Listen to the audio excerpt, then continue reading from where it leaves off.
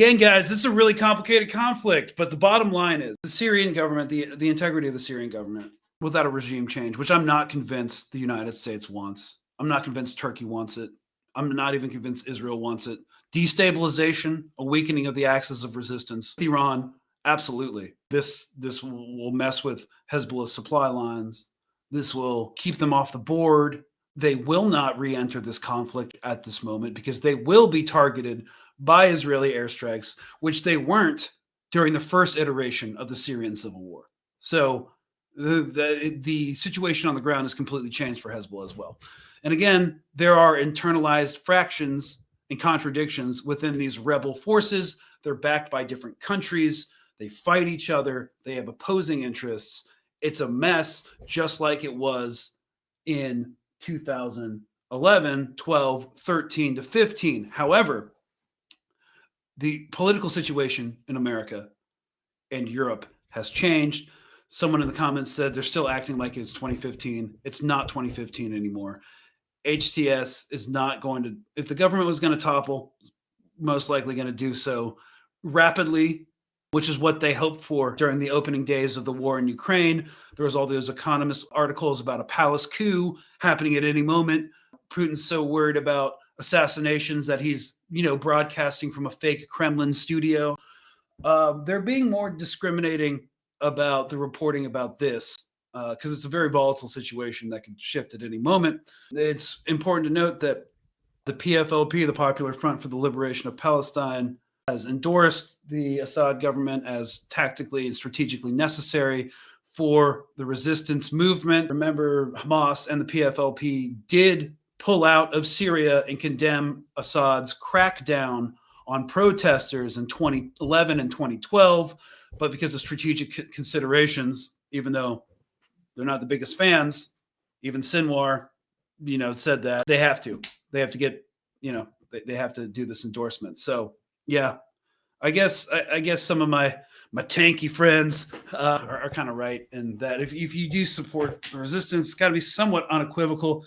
I don't know if I can bring myself to that completely, but this is kind of like a rundown. I just wanted to give some perspective that I haven't been hearing a lot, and that's like everyone's like they want a full-on regime change. It's like I have not seen any evidence of that.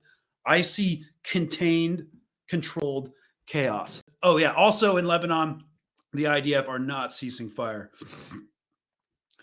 Okay, let's do some questions real quick. Greg, why do you think the access hasn't been more forceful? I mean, well, we'd be lying if they said they haven't been hit hard. Some things are stressed to capacity. And again, Iran has said specifically this could be one reason. They don't need to. Israel's still in a dire position. The United States is losing credibility and soft power throughout the world.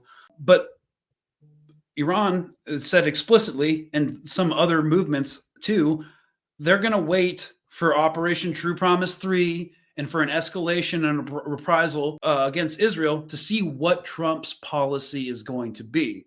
These are savvy political organizations that are able to exercise strategic patience.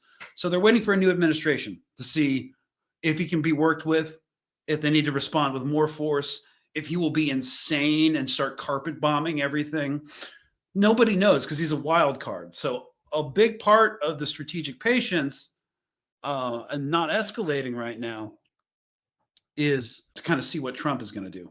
Now, he has stocked his cabinet full of idiotic war hawks that are like Zionist and to the max. So who knows? But NATO out of Syria. Yeah, isn't the North Atlantic Treaty Organization supposed to be a defensive alliance?